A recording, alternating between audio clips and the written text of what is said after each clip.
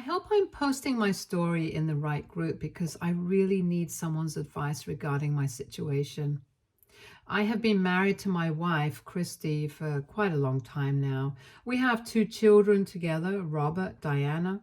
Robert is the oldest, and he was our only child for a while until my wife got accidentally and unexpectedly pregnant again with Diana years later.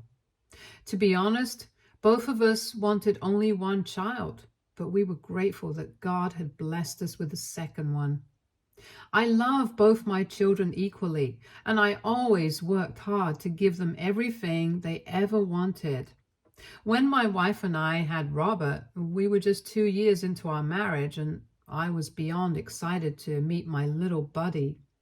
I still remember the day he was born. My hands were shaking as I held him in my arms for the first time. I cried tears of joy realizing that he was my son. The first few months after giving birth, Chrissy was in and out of hospitals a lot because of her health issues. So I spent a lot of time taking care of Robert on my own. Whenever Chrissy was home, I wanted her to rest as much as possible so I would never burden her with any childcare duties. Luckily for me, I own my own company, so I could do most of my meetings from home, which helped me be a full-time parent to my son while my wife recovered. Now, because Robert and I spent so much time together during his childhood, he was always close to me. I was there when he took his first steps and when he fell off his bike while learning to ride. I taught him to play basketball, and we would spend every Sunday afternoon practicing or shooting hoops. He would snuggle up to me on the couch as we watched movies together every night. I knew he felt much closer to me than he was with Christy, since my wife would sometimes complain about it. Mind you, my son was never disrespectful to his mother, but he also never spent a lot of time with her. This was mostly her fault because she never spent any one-on-one time with our son. Whenever I encouraged her to take him out for ice cream or for a drive so that they could talk, she always seemed unsure about how to connect with him and would then ask me to accompany them as well. I am sure Robert must have felt the gap with his mother, but he never told me anything about it. Eventually, Christy got pregnant with Diana, which was unexpected. We were quite nervous if she would have any health issues like she had during her first pregnancy, but the doctors assured us that there would be no complications this time. Chrissy had always told me how much she had wanted a mini version of her, and I guess she finally got her wish when our baby daughter was born. Diana has the exact same blue eyes as my wife and my blonde hair. With our second child, things were much easier for us. We had learned from our previous mistakes and we did not stress as much as we did when we had Robert. I know people say they don't care what gender their baby is, but having both a son and a daughter, I can say that my heart never felt so soft until Diana was born. As a father, when you hold your daughter for the first time, you feel like you can do anything for them from that moment onwards. I felt like I could burn the whole world down just to keep my daughter warm if needed. I can honestly say that daughters can really change you as a man. With my son, I was more carefree, but with my daughter, I learned to be careful and felt possessive with her as I did not want anyone to harm my baby girl. Both Christy and I were a little worried during our second pregnancy because we wanted Robert and Diana to get along, but there was an 8.5 year age gap between them, which can be significant. Luckily for us, things worked out. Robert was a wonderful older brother to Diana right from the start. He would lovingly hover next to her and just watching her sleep or play with her when she was awake. My son was really attentive to his baby sister right from the start, and I am proud to say that both my children have always been very close to each other. This is exactly what every parent wants, honestly. Nothing beats having your sibling as your best friend. Now that we have talked about my children, I would like to elaborate more on my marriage. Chrissy and I met when we were in college. I was a nerd, and as a child of immigrants, I had clear goals in mind that I wanted to achieve after college. I watched my parents work very hard throughout their lives, and I always aspired to start my own company and earn enough money to give my parents everything they had ever wanted. Kristie, on the other hand, had a much easier life than mine. She came from an upper middle class family. Let's just say that she did not have to worry about money. I met Kristie for the first time at a party where she was blackout drunk and partying with her friends. She was beautiful, and I knew that she was way out of my league, so I did not even bother striking a conversation with her. However, the next time we met at a party, Chrissy approached me and asked me to dance with her. Being a nerdy kid, I didn't know any impressive moves, so we mostly just scuffled around and giggled. Chrissy was smart, confident, and an extrovert who had no qualms about expressing herself in front of an audience. Although she gave me a lot of signals to ask her out, I was still unsure about us. Not just because I was an underconfident kid back then, but also because Chrissy partied a lot those days. Like she could party until the sun came up the next day and was always surrounded by her friends. I have always been the sort of guy who doesn't go around dating for fun, so I decided to not ask her out as I knew it would be a waste of time for both of us. However, Chrissy isn't someone who can easily be ignored, and she never backs down. After the fourth or fifth time we met at a party, she finally confronted me about why I didn't want to go out with her. I told her the truth, which she did not like at all. She told me I needed to loosen up and enjoy college life instead of wasting my days in the library. There was something about her that resonated with me. She made valid points about living life one day at a time. Recognizing our mutual attraction, I finally asked her out, and the rest is history. Kristie and I have faced issues with her drinking problem, but we've never broken up. To be completely transparent for the sake of the story, my wife changes into a different person when she is completely drunk. Initially, with a few drinks, she remains her sweet self, but after 5 or 6 drinks, she becomes very nasty to the people around her. In college, people even called her Miss Jacqueline Hyde for fun because it was like she had a completely different personality. I remember the first time I saw her other side was when we were all at a bar for the first time. We had all turned 21 that year and wanted to celebrate at this cheap bar that offered 25% off drinks between 4 to 5 p.m. Everyone was having a good time. Chrissy got very drunk and went to the restroom to pee. On her way back, she bumped into a server who accidentally spilled drinks on her dress. We witnessed the entire incident and I rushed over to help my girlfriend, but before I could even reach her, Chrissy started screaming and pulling the server's hair. I was stunned by the whole thing as I watched my girlfriend publicly embarrass herself by shouting cuss words at the poor server, who looked horrified and kept apologizing. In the end, the manager asked us to leave because Chrissy wouldn't stop causing a scene. I did my best to calm her down, but her friends kept blindly encouraging her and escalating the situation, even when she was clearly in the wrong. When the manager attempted to remove us, her friends refused to leave and started threatening him loudly. One of them even smashed a glass on the floor, which was scary. I quickly realized if this continued, the manager would involve the police. I'd never been in trouble before and wasn't about to start that night, so I settled mine and Chrissy's bills separately with the manager and got ready to leave.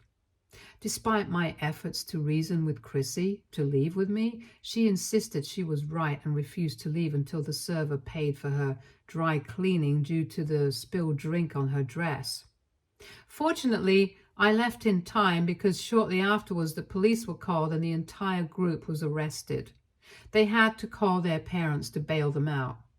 Everyone was understandably upset with me for weaseling my way out of the situation.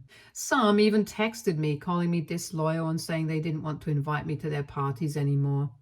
Honestly, I was okay with that because I didn't want to be associated with people who got into legal trouble. However, Chrissy was not happy with how things unfolded. She wanted me to apologize to her friends and kept insisting that we should support each other and stick together in such situations. I explained firmly that unlike her family, my parents wouldn't forgive such behavior. They would be furious if I ever needed them to bail me out of jail.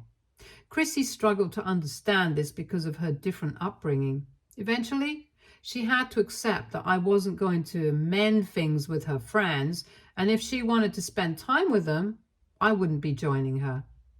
This is exactly what happened since that incident. I never showed any interest in hanging out with her friends and did not attend any of their parties, even if Chrissy wanted me to come.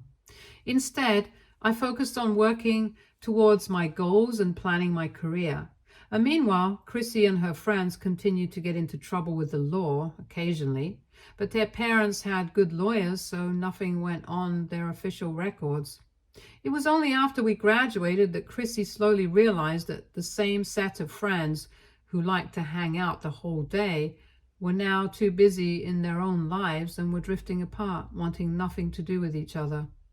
I suppose this is a normal part of adulthood, but it was a harsh reality for her to swallow. Hence, when it was time for me to move away, also, as I had secured a job in another city, she made a decision to move in with me. I never expected us to move in so soon after college, but Chrissy was insistent that she would be an ideal roommate. She told me that moving in with me would help her focus on finding a job and being more serious about her future. However, in the first 6 months of living together, it was a struggle for me to pay both our bills and rent, as she didn't contribute financially. The only thing I asked her to do was cook, but even that seemed like too much for her. She would spend hours sitting on the sofa watching TikTok, and whenever I encouraged her to go out to the park or to the gym, she would talk about feeling depressed. It was only after I sat down and talked with her about the financial strain I was under that Chrissy finally understood the extent of my responsibilities. She started to apply to many places and eventually landed a job in a digital marketing company that seemed to suit her. I was relieved to have a partner contributing financially, which alleviated my money worries. However, Chrissy also loved splurging money as much as she earned, which wasn't a lot to begin with. She would buy perfumes and makeup every time she was bored and had a phone in her hand. I couldn't count the number of boxes that arrived at our door, all for her. This behavior raised a red flag for me because we were living together and likely heading towards marriage. I wanted a partner who would also save for our future. While I was investing my money and saving for a house, she seemed to have no concrete plans for her financial future. However, I knew I couldn't push her to change. She needed to come to that realization on her own, so I kept quiet, no matter how extravagant her purchases became. I remember once on my birthday, I had saved enough money to buy a car for myself. It was a significant investment for me, and I felt proud of what I had achieved.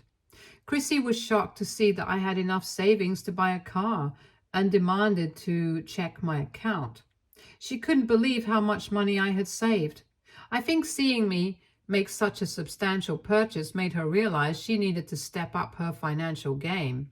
She finally started talking to me about investing her money each month, which pleasantly surprised me.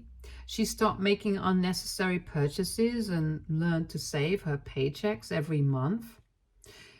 It was only after seeing this positive change in her that I finally decided to propose to her. At the time, I had a stable job, but my ultimate goal was to start my own business before we started a family. Hence, after our engagement, I left my job to start working on building my company. I'm really grateful that my wife stood by me during those challenging early days when I was working tirelessly to get my business off the ground. Although I had saved enough money so that I never needed to rely on her financially, those days were incredibly emotionally frustrating, and I needed her unwavering support more than ever. Starting a business isn't easy, and it requires a lot of dedication. Being a perfectionist, it was particularly challenging for me to learn how to manage and delegate tasks effectively to my team in order to grow my business. Chrissy and I got married only after I had successfully built the foundation of my business, as I wanted to ensure I could provide for her. Over the past 28 years, my business has expanded and grown significantly. I earn well. Thanks to my business, I have fulfilled my dream of being able to provide my parents with a comfortable life. Chrissy was also able to leave her job to become a stay-at-home mother. I would say neither of us had any major issues in our relationship, or so I thought, until today. After the children grew up, Chrissy spent most of her time with her friends or at the gym. We go out on dates every Friday and we still maintain a very intimate relationship with each other. Our children have grown up seeing us affectionate with each other and they quickly became accustomed to it. In our family, we never had any major fights. However, one night, we had an incident that changed everything for us. You see, during this time, Robert was a teenager, and like any other teenager, he had his typical mood swings. He stopped hanging out with me like he usually did. Instead, he spent a lot of time with his friends or in his room listening to music. I felt sad that my little boy was growing, but I didn't mind and always reminded him that I was there for him whenever he needed me. On the other hand, my daughter, being 8 years younger than him, was still a child and still needed me, unlike my teenage son. Diana would rush to greet me as soon as I came home from work. I cherished the way her eyes would light up whenever she would spot me, holding a teddy bear or flowers behind my back to surprise her. I guess you could say that Robert might have been a bit jealous that I spent most of my time and attention after work on Diana. It was never my intention because I always tried to include him as much as possible. However, I think another issue was his relationship with his mother. She didn't hesitate to show favoritism towards our daughter. She loved how similar Diana was to her and would often point it out. Sometimes I would privately urge her to spend more time with Robert as well, but she would always dismiss my concerns, telling me that he probably just needed his space and I was overthinking things.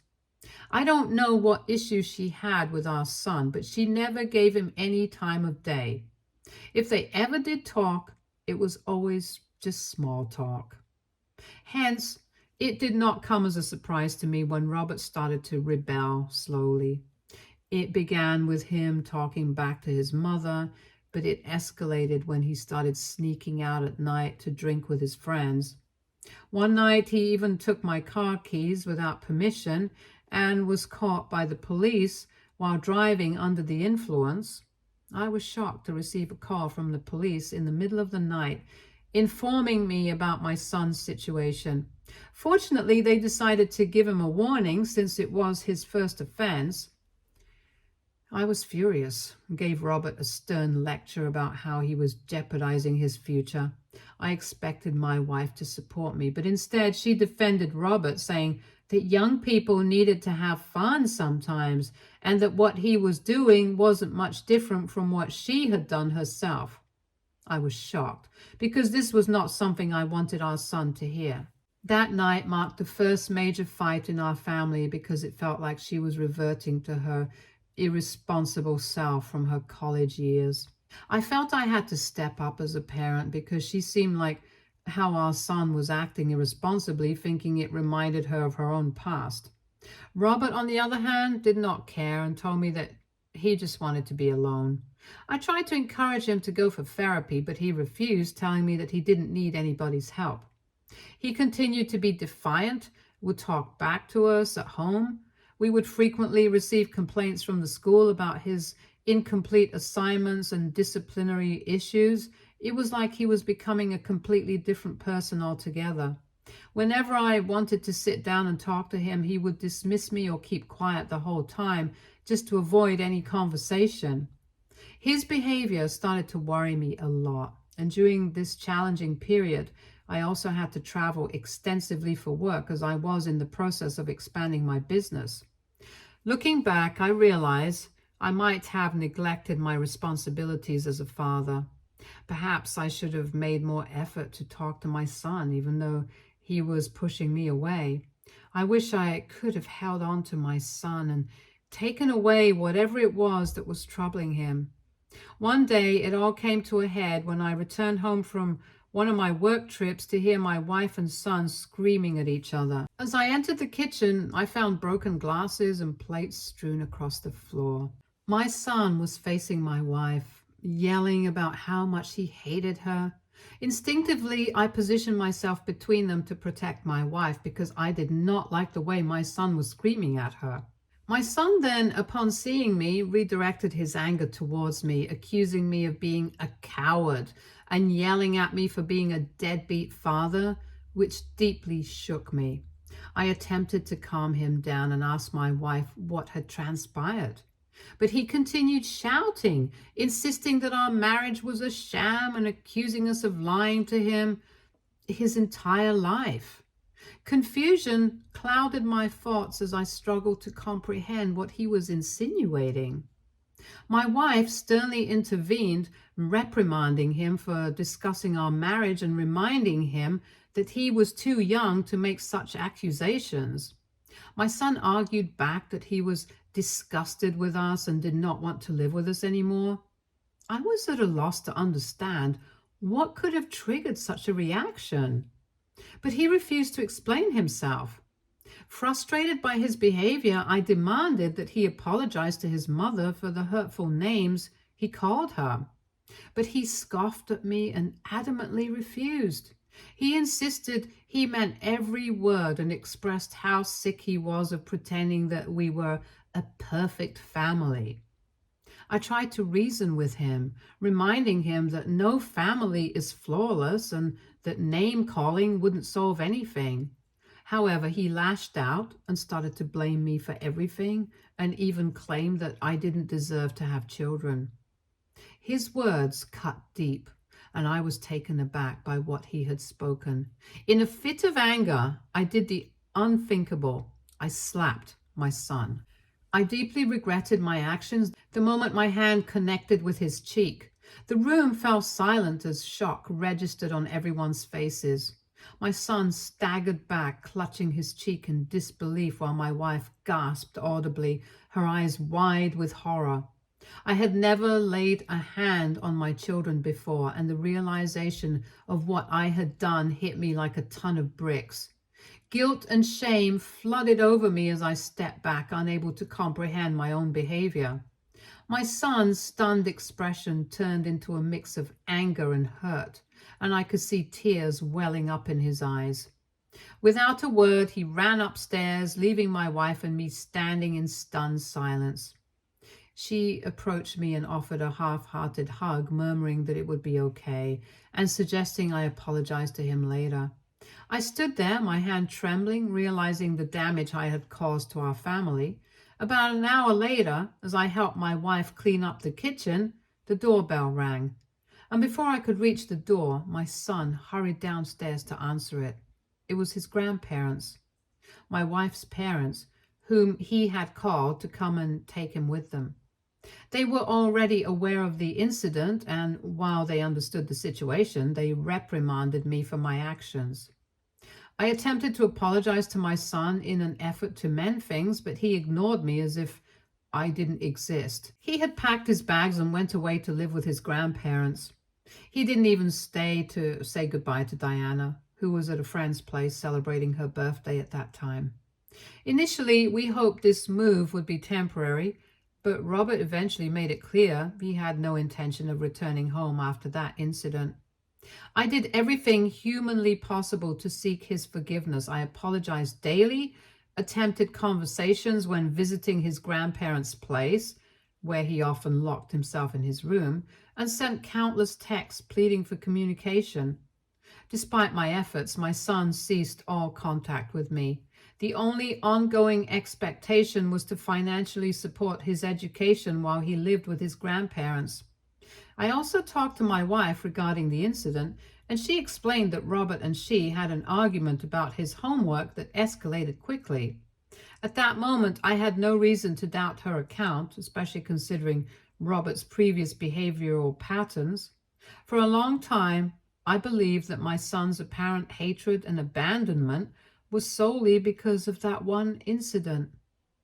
When my son got into college with a full scholarship, I couldn't have been prouder of him. I sent him a text congratulating him and expressing how proud I was. I ended the message with another apology. However, he responded with a long text asking me to stop sending him these messages and stating that I was no longer his father.